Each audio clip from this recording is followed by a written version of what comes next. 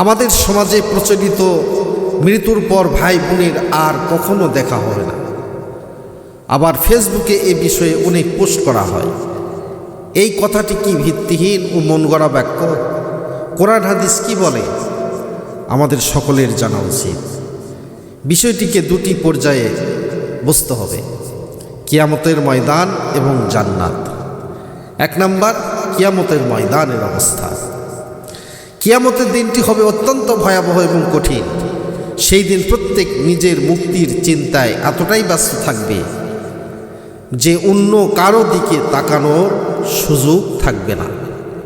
এই প্রসঙ্গে আল্লাহ পাক কোরআনে কারিমে বলেন, ইয়াওমা ইয়াফিরুল মারউ মিন আখিহি ওয়া উম্মিহি ওয়া আবিহি ওয়া সাহিবাতিহি ওয়া বানিহি লিকুল্লি ইমরিইম মিনহুম ইয়াওমা ইযিন শাআনু ইউগনিহি।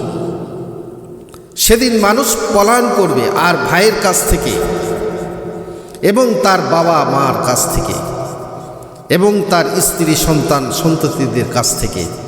সেদিন তাদের প্রত্যেকের উপর এমন অবস্থা এসে পড়বে যা তাকে সম্পূর্ণরূপে ব্যস্ত করে রাখবে। সূরা আবাসা। এই আয়াতগুলো কিয়ামতের ময়দানের ভয়াবহ পরিস্থিতি বর্ণনা করে, যেখানে মানুষ নিজের হিসাব নিকাশ নিয়ে এতটাই চিন্তিত থাকবে যে নিকটাত্মীয়দের থেকেও পালাতে চাইবে। এর অর্থ এই নয় যে তারা চিরদিনের জন্য বিচ্ছিন্ন হয়ে যাবে, বরং কিছু আলেম বলেন এ আয়াতই প্রমাণ করে যে তারা একে অপরকে চিনতে পারবে, যার কারণেই পালানোর প্রশ্নটি আসবে। এমনকি নবী রাসূলও সেই কঠিন দিনে নাফসি নাফসি, আমার কি হবে আমার কি হবে বলবে, আল্লাহর কাছে ফরিয়াদ করতে থাকবে। শুধুমাত্র একমাত্র সকল নবী ও রসুলের সরদার ইমামুল মুরসালিন মুহাম্মদ রাসূলুল্লাহ সাল্লাল্লাহু আলাইহি ওয়াসাল্লাম, তিনি শুধু নফসি নফসি বলবেন না, তিনি শুধু বলবেন উম্মতি ইয়া উম্মতি ইয়া উম্মতি। আসেন, দ্বিতীয় নাম্বার হলো জান্নাতে পূর্ণ মিলন। যারা ইমানদার ও সৎকর্মশীল হিসাবে আল্লাহর পরীক্ষায় উত্তীর্ণ হয়ে জান্নাতে প্রবেশ করবেন, আল্লাহ তাআলা পরম করুণায় তাদের প্রিয়জনের সাথে মিলিত হওয়ার সুযোগ করে দিবেন। সুবহানাল্লাহ। আবার জান্নাতে যাই তাদের সঙ্গে দেখা হবে। এটি হবে জান্নাতের অন্যতম একটি পুরস্কার। আল্লাহ এই প্রতিদানই দিয়ে দিবেন জান্নাতীদেরকে।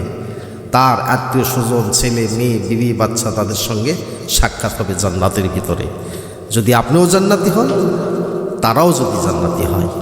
এই প্রসঙ্গে আল্লাহ রাব্বুল আলামিন কোরআনে কারিমে বলেন, ওয়াল্লাযীনা আমানু ওয়াত্তাবাহুম যুররিয়াতুহুম বিঈমানিল হাকনা বিহিম যুররিয়াতুহুম ওয়ামাল আতনাহুম মিন আমালিহিম মিন শাইইন কুল্লু ইমরিইন বিমা কাসাবা রাহিন।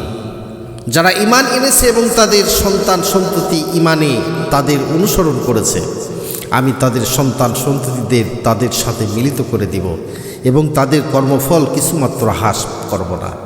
প্রত্যেক ব্যক্তি নিজ কৃতকর্মের জন্য দায়ী থাকবে। সূরা আত-তুরের ভিতরে আল্লাহ পাক বলছেন। যদিও এই আয়াতে সরাসরি সন্তান সন্ততির কথা বলা হয়েছে, তাফসীরকারগণ ব্যাখ্যাই করেন যে ঈমানদার হওয়ার শর্তে অন্যান্য আত্মীয় স্বজন যেমন ভাই বোন, বন্ধু বান্ধবের ক্ষেত্রেও এই অনুগ্রহ প্রযোজ্য হবে। তার মানে তারাও জান্নাতি হতে হবে। রাসূলুল্লাহ সাল্লাল্লাহু আলাইহি ওয়াসাল্লাম হাদিস শরীফের মধ্যে বলছেন, আল মারউ মা মান আহাব্বা।